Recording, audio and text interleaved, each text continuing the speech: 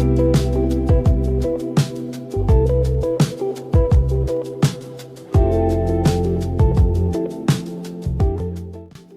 video ini, kami akan menampilkan hasil wawancara kami mengenai pemahaman karunia Roh Kudus dalam kehidupan jemaat GKPS di Siantar, salah satu kota di Sumatera Utara.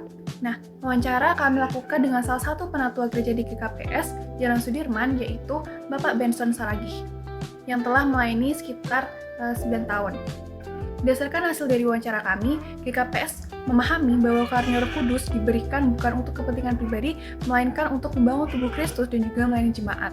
Nah, pemahaman ini juga dipengaruhi oleh nilai budaya Simalungun, yaitu Habonaron Dobona, yang berarti kebenaran sebagai dasar kehidupan.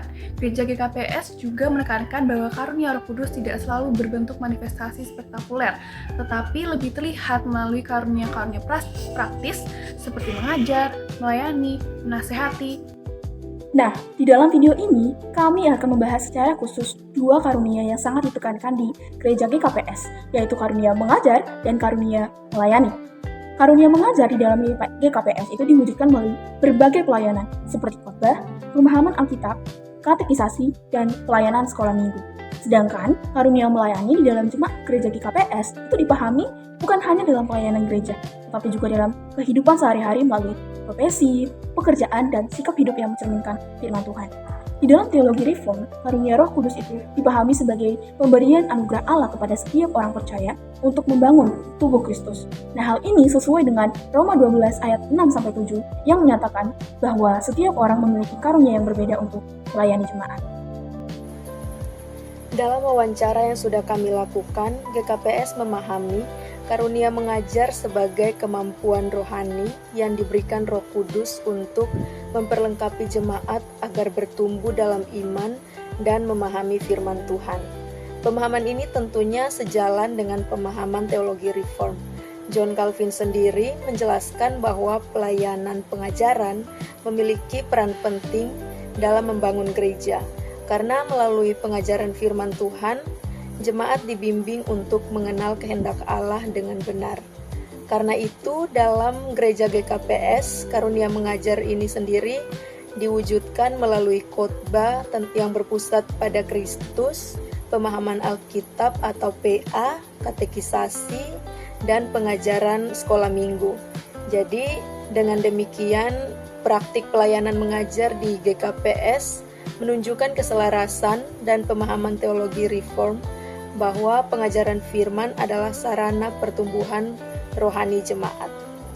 Kemudian di GKPS sendiri, gereja GKPS sendiri memahami karunia melayani sebagai panggilan untuk menjadi berkat dalam kehidupan sehari-hari, termasuk melalui pekerjaan atau profesi.